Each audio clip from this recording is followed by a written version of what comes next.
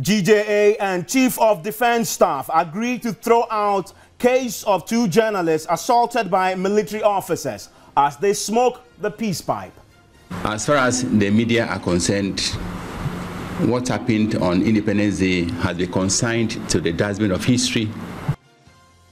We interrogate the propriety of the GJA's decision, which is already attracting some sharp criticisms. This is Top Story with Evans Mensah. Top Story is brought to you by Bond Financial Services, your success, our passion. Belacra Mineral Water, the new generation mineral water. It's also brought to you by Lifebuoy, still 100% better germ protection. Also by Blue Rose Limited, Shelter for All, and Star Life Assurance. They went into a meeting to seek justice, but emerged with a resolve to rather abandon any further probe into a case of assault which dominated the news headlines for weeks. The Ghana Journalists Association today declared it is no longer interested in pursuing the case in which 2 journalists were assaulted by military officers at this year's Independence Parade.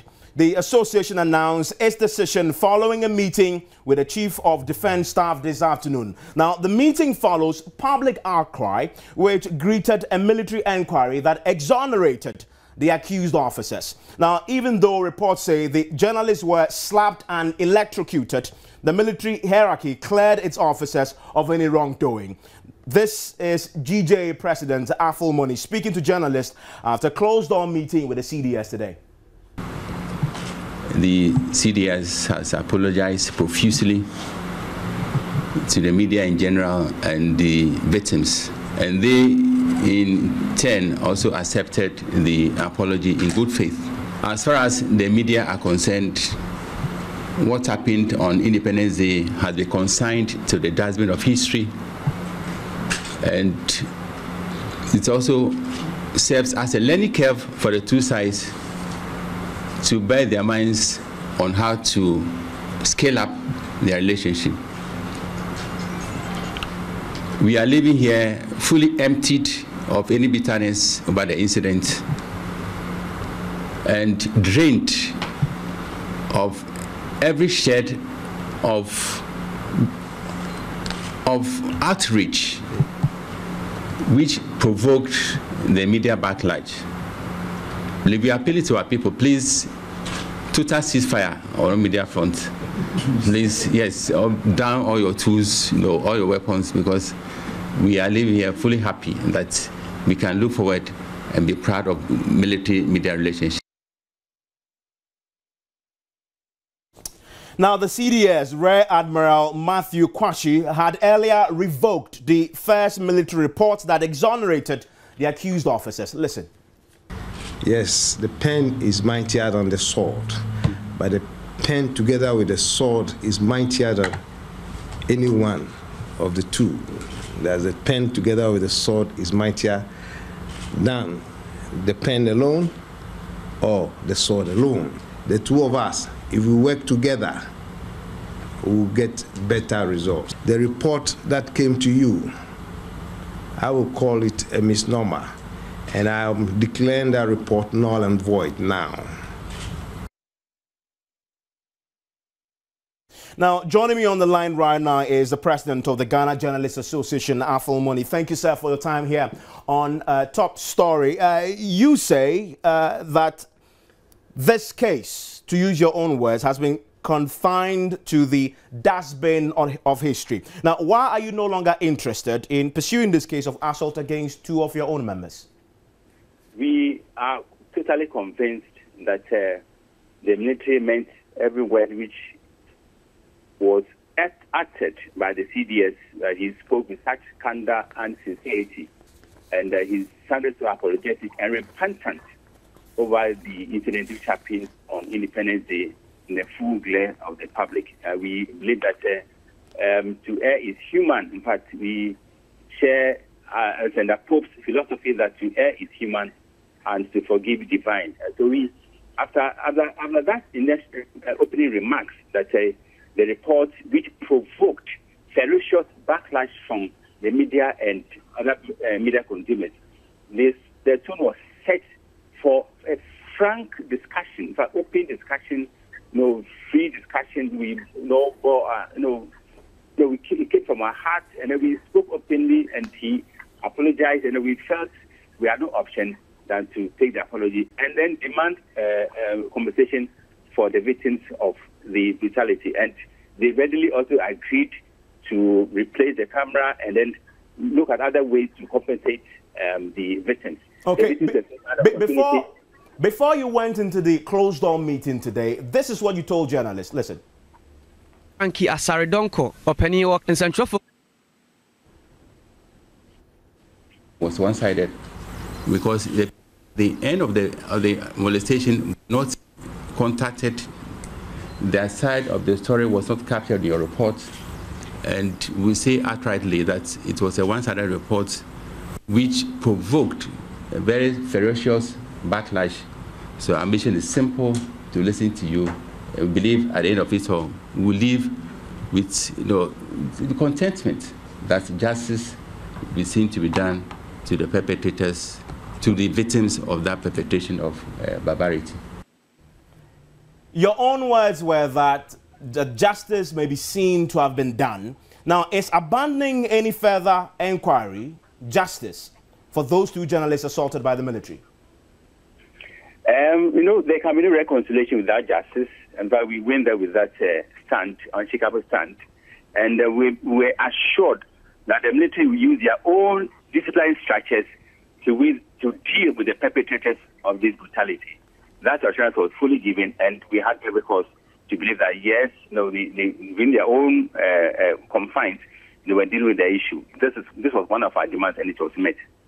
Okay, Mr. Money, kindly stay on the line for me. Now, on the eve of the World Press Freedom Day last week, the GJA had invited Pioneer Private media owner, Dr. Charles Rekrubobe, to give a lecture on the subject of press freedom. Dr. Rekrubobe just joins us right now on the line live. Thank you, sir, Dr. Bobe, for your time here on Top Story. Now, do you endorse the GJA's decision to abandon any further probe into this matter?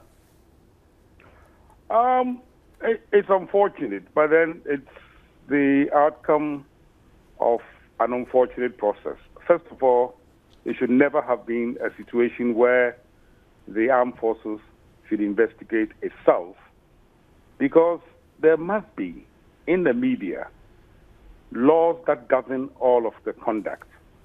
I believe the National Media Commission has a responsibility and a duty to ensure that journalists can operate without intimidation. One of the things I said at that lecture, which the elected president was there, I said, there is no broadcasting law in this country. That's why I term the media a jungle. We cannot take situations like this and deal with them as if we are sitting in our little family home dealing with a family dispute. In a situation that really affects the interest of people in public office and people in public practice, there ought to be clear rules. Now, I don't really want to dwell on what the DJ and the armed forces have decided, but I want the new president to commit himself to the development of proper rules and regulations governing broadcasting, governing the process of complaints by the media against anybody. You see, because you cannot just say, let sleeping dogs die. There's a vacuum.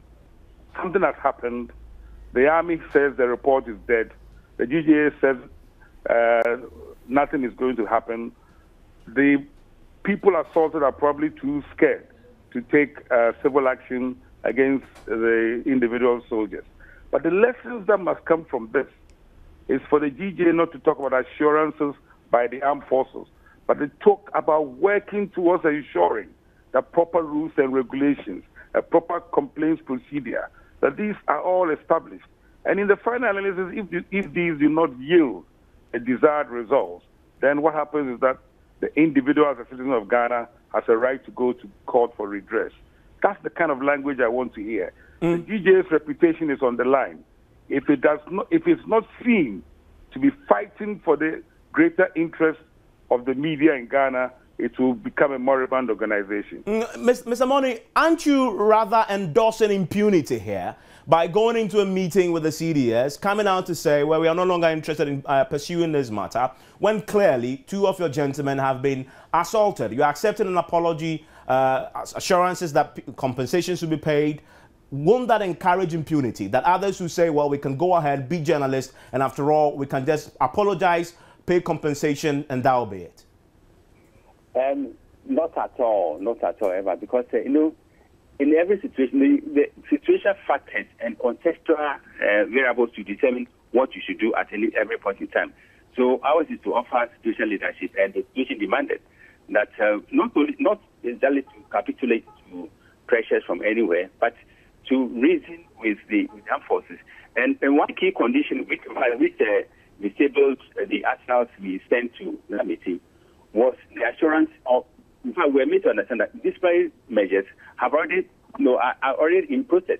So that assurance to us was enough to help to get us to stop. You were ready to take the assurance of disciplinary measures from the same institution. Hold on briefly. For the same institution, from the same institution that conducted the first investigation, that you've heard from their boss saying we discount and revoke that in our own investigations. Now you are handing over the authority in punishing or bringing these gentlemen to book into their hands again, and you're okay with assurances. Is that a fair painting of the picture? First of all, what happened is unprecedented, so to speak, even though the word unprecedented is pregnant with all kinds of interpretations. Because here were the military hierarchy who were so repentant, apologetic, and who admitted their guilt. Because it's not easy to get the military to do that. Because, theirs is to, in the past, if you cast a mind back, this is to use all kinds of buga methods to flex their muscle, and so to speak. But for once, we see that we feel the sincerity and candor with which we went to this session, especially the closed door meeting, and then the assurance once again that the victims will not go scot-free. They've thrown overboard the earlier reports which provoked that backlash, and that the need for both sides to open a new page in the relationship and then leverage the power of both the pen and the sword to accelerate national development. Let me bring back Dr. Rakubobe. Doc, you heard him say they had a number of assurances. One is that the individuals involved, the military officers, will be sanctioned, that the compensation might be paid, and also the fact that the cameras will be returned. And obviously, there's a case of a relationship we want to build with the military. Another point that the GJ considered today. Are these enough? They are not enough. It's very disappointing. First of all, we've been in a democratic dispensation for more than 20 years now, from 1993 to now. The GJ president is talking like we are in a military police state and that we should be very careful about how we deal with the military and the police. No, we are in a constitutional era. They are subjected to the Constitution of Ghana, and they do not decide on their own rules. One of the great dangers we have is people arrogating to themselves the rights and responsibility to investigate their own things. Otherwise, why would we have a judiciary? In the media, we ought to have an independent process in which if a journalist is assaulted or whoever is assaulted, there is a clear process that is established. You do not become judge and jury in your own matter. We get the same situations. People are shot by the police, and the police investigate the matter and, as usual, exonerate themselves. This is not tolerable in a democracy. And I repeat that the journalist president must stop kowtowing to the military and pledge to ensure that this doesn't happen again, because the GJA will fight to ensure that when there are such issues, an independent body will look at the matter, and if it is not properly investigated or the process does not yield amicably acceptable results, the individual who is so affected reserves the right to seek redress in the civil court. What I'm hearing is very disappointing. Okay. We are no longer in a military police state. Okay. We are in constitutional democracy. Dr. Charles Okubobe, thank you very much for your time here on Top Story. Earlier, you had the president of the GJA, Aful Money. You want to join us in 15 minutes on Newsnight because we'll be speaking to the individual journalists who are affected. Will they endorse this decision taken on their behalf by the association they belong to, the Ghana Journalists Association? We'll get into that and get the perspective of the military itself. We'll be speaking to their spokesperson, Colonel Latin Tande, if you join us on Newsnight. My name is Evans Mensah. Top Story is brought to you by Bond Financial Services. Your success, our passion. Belacra Mineral Water, the new generation mineral water. It's also brought to you by Lifebuoy. Still 100% better germ protection. Also by Blue Rose Limited, Shelter for All, and Star Life Assurance.